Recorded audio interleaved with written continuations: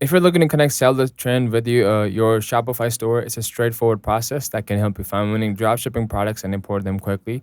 First, sign up for a sell the trend account if you haven't already. Once you're logged in, and head to the dashboard and click for the Shopify integration option.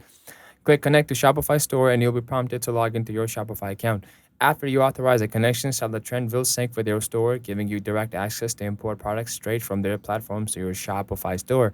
Now, when you browse products on the Sell the Trend, you can add items to your import list and customize details like the product titles, descriptions, and pricing right inside the platform.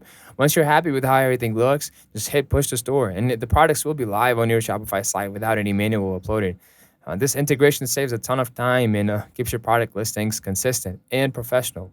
Plus, Sell the Trend offers tools like sales analytics and trending product insights to help you pick the best items to sell.